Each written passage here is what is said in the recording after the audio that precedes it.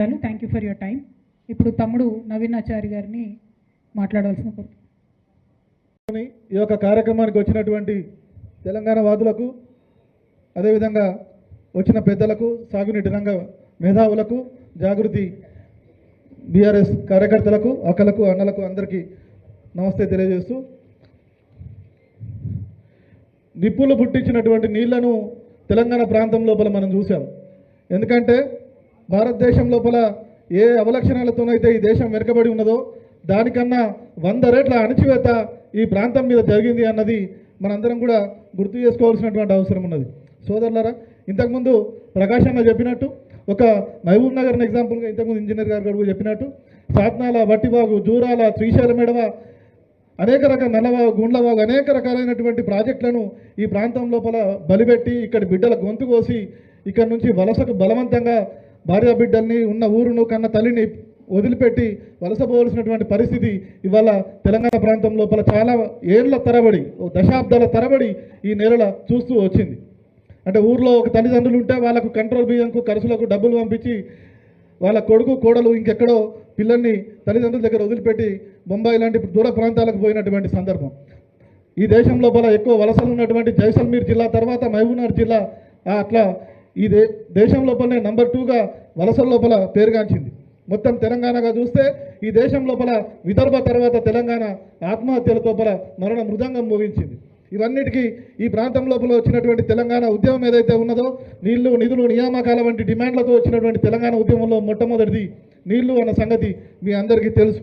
ఎందుకంటే మానవ నాగరికత మొత్తంగా కూడా ఎక్కడ నీళ్లుంటే, ఎక్కడ చెట్లుంటే, ఎక్కడ పచ్చదనం ఉంటే మనిషి అక్కడే బతుకుతూ వచ్చాడు.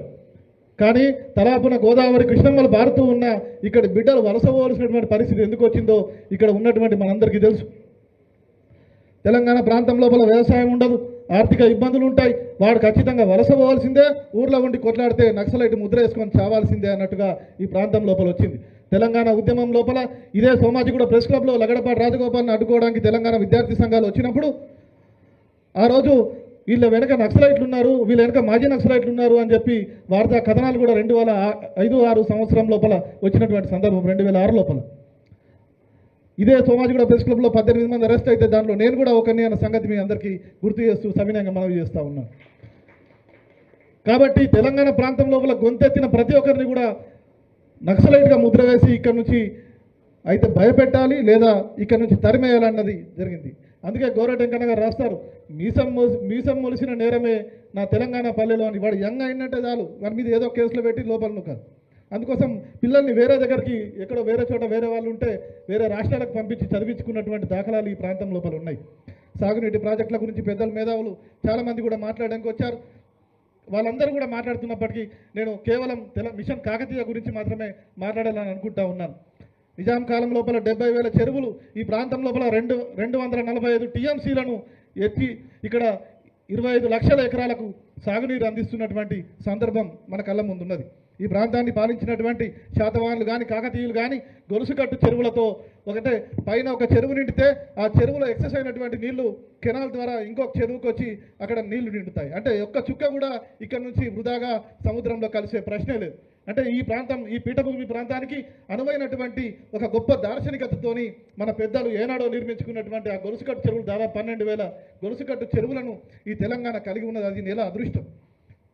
కానీ ఇక్కడ దురదృష్టం ఏమిటంటే ఈ వలసాంధ్ర పాలన లోపల 70,000 చెరువులు కాస్త 46,500 చెరువులకు తగ్గి ఆయకట్టు దారుణంగా పడిపోయింది. 25 లక్షల ఎకరాలకు నిజాం కాలం లోపల నీరు అందించినటువంటి చెరువులు రాను రాను 10 లక్షలు, 12 లక్షల ఎకరాలకు నీళ్లు అందిస్తూ వచ్చినాయి. తెలంగాణ రాష్ట్రం ఏర్పడిన తర్వాత తొలి ముఖ్యమంత్రి, తెలంగాణ రాష్ట్రోద్యమ సారథి శ్రీ కేసీఆర్ గారి నాయకత్వం లోపల మిషన్ కాకతీయం తీసుకొని 2015 మార్చి లోపల తొలిసారిగా ఆ ప్రాజెక్టును తెలంగాణ రాష్ట్రం ఏర్పడిన తర్వాత మొదటి ప్రాజెక్టుగా దాన్ని తీసుకొని ఇక్కడ ఉన్నటువంటి చెరువుల లోపల మరమ్మతులు తీసుకోవడం, అదేవిధంగా దాన్ని స్థిరీకరణ చేసుకోవడం కోసం శ్రమించడం జరిగింది. మిషన్ కాకతీయలో భాగంగా చెరువుల్లో ఉన్నటువంటి పూడికల్ని తీయడంతో పాటు, పిచ్చి మొక్కల్ని తొలగించడంతో పాటు ఆ యొక్క సారవంతమైనటువంటి మట్టి ఏదైతే ఉన్నదో దాన్ని కూడా రైతుల పొలాల లోపలికి పంపించడం జరిగింది. దాదాపు 7,000 ట్రిప్పుల ట్రాక్టర్ల సారవంతమైనటువంటి నల్లరేగడి మట్టి రైతుల పొలాల లోపలికి పంపడం జరిగింది. దాంతో కూడా విస్తృతంగా ఈ ప్రాంతం లోపల ఒక పంట పొలాల విస్తీర్ణం పెరగడంతో పాటుగా ఉత్పత్తి కూడా పెరుగుతూ వచ్చింది అన్నది మీ అందరి దృష్టికి తీసుకొస్తూ ఉన్నాను. కాబట్టి ఈ యొక్క మిషన్ కాకతీయ ఏర్పడ్డ తర్వాత గొప్పగా మనం చేసుకున్నటువంటి ఈ రీకన్స్ట్రక్షన్ ఏదైతే ఉన్నదో 5 ఫేజుల లోపల జరిగినటువంటి ఈ మొత్తంగా కూడా జరిగినటువంటి ఈ పునర్నిర్మాణ మహాయజ్ఞం లోపల 5,000 ఎకరాల నుంచి 10,000 ఎకరాల మధ్యలో ఉన్నటువంటి అంటే పెద్ద చెరువులను మొదటి ఫేజ్లో, అదేవిధంగా 5,000 కన్నా తక్కువ ఉన్న వాటిని మిగతా ఫేజుల లోపల తీసుకొని ఒక తెలంగాణ సాగునీటి రంగం లోపల ఒక నూతన అధ్యాయానికి కేసీఆర్ గారు నడుం కట్టారు.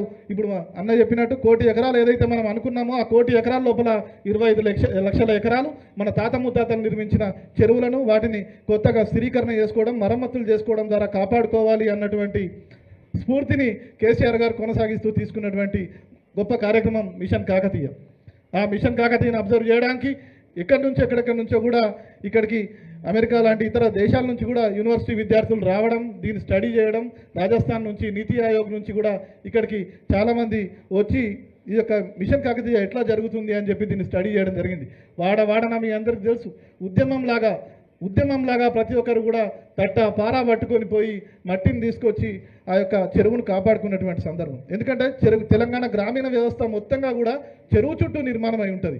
ఎందుకంటే చెరువు ఉంటే చేపలు ఉంటాయి, చెరువు ఉంటే పచ్చదనం ఉంటుంది, చెరువు ఉంటే పాడికి అంటే పశువులకు ఆహారం దొరుకుతుంది, చెరువు ఉంటే పంటలు పండుతాయి, చెరువు ఉంటే కులవృత్తులు బాగుంటాయి, రైతులు బాగుంటాయి, మిగతా కులవృత్తులు అన్నిగా బాగుంటాయి. కాబట్టి కులవృత్తులు అన్నిగా ఆఖరిగా ఊర్లో ఉన్న గుడిలో దేవుడికి ఏమన్నా పెట్టాలన్నా కూడా ఊర్లో మంది దగ్గర 4 పైసలు ఉండాల్సిందే అన్న సంగతి మీ అందరు గుర్తు చేసుకోవాలి. తెలంగాణ వ్యవస్థ, గ్రామీణ వ్యవస్థ మొత్తంగా ఛిద్రంగా మారినప్పుడు మనం కాపాడుకున్న చెరువును మనం కాపాడుకోవాలన్న దృష్టితోని మిషన్ కాకతీయను మనం తయారు చేసుకోవడం జరిగింది.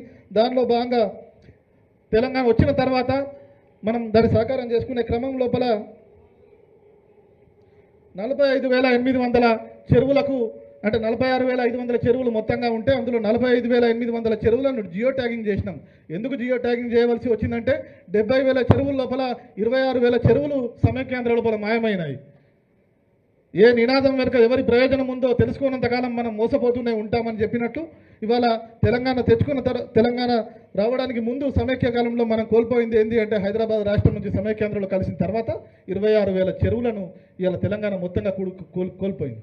హైదరాబాద్ లోపల మీకు తెలుసు చాలా చోట్ల కట్టమైసమ్మ గుడి ఉంటుంది, కానీ పక్కకేం చెరువు ఉండదు. కట్టమైసమ్మ గుడి ఎక్కడ ఉంటుంది?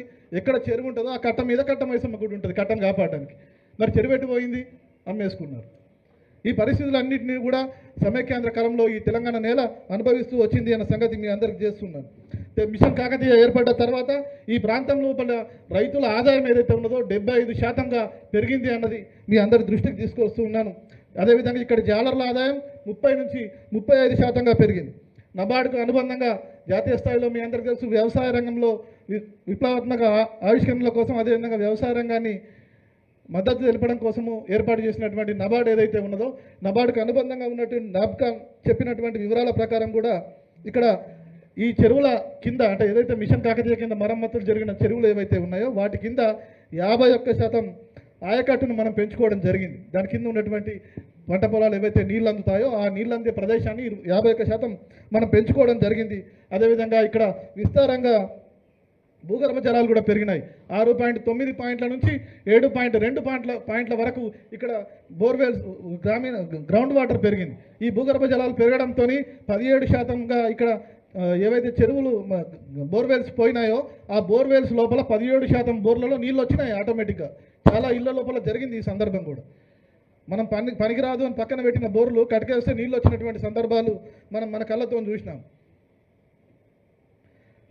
అదేవిధంగా ఈ ప్రాంతం లోపల ఒక గొప్ప ఆవిష్కరణలకు కేంద్రంగా ఇక్కడ అనేక పంటల లోపల కూడా ఒక విస్తృతమైనటువంటి డెవలప్మెంట్ కనిపిస్తూ ఉన్నది. పత్తి 11.6%, మొక్కలు 6.7%, వరి 4.4%గా ఇక్కడ గ్రోత్ పంట పొలాల లోపల దిగుబడి చాలా అధికంగా పెరిగింది అన్నది మీ దృష్టికి తీసుకొస్తూ ఉన్నాను.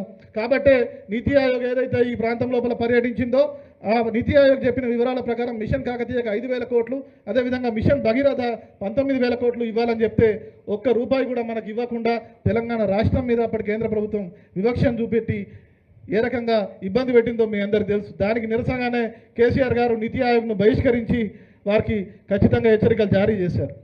కాబట్టి సోదరులారా, ఈ తెలంగాణ ప్రాంతం లోపల నూతన తెలంగాణ రాష్ట్రం ఏర్పడిన తర్వాత తొలి తెలంగాణ ప్రభుత్వం ఆధ్వర్యంలో జరిగినటువంటి మిషన్ కాకతీయ ఏదైతే ఉన్నదో చెరువుల స్థిరీకరణ కోసం జరిగినటువంటి ఈ మహాయజ్ఞం లోపల మనం చేసినటువంటి గొప్ప ఈ అభివృద్ధిని స్ఫూర్తిగా తీసుకొని కుడిమర మత్తు స్కీమ్ అనేది తమిళనాడు ప్రాంతం లోపల, అదేవిధంగా మిషన్ అమృత్ సరోవర్ అనేది జాతీయ స్థాయి లోపల కేంద్ర ప్రభుత్వం, ఈ రెండు స్కీమ్లను కూడా మన మిషన్ కాకతీయను ఆదర్శంగా తీసుకొని వాళ్ళు పెట్టుకున్నప్పటికీ కూడా మన మిషన్ కాకతీయకు మాత్రం నీతి ఆయోగ్ చెప్పిన 5,000 కోట్లకు కాదు 5 రూపాయలు కూడా కేంద్ర ప్రభుత్వం ఇవ్వలేదు.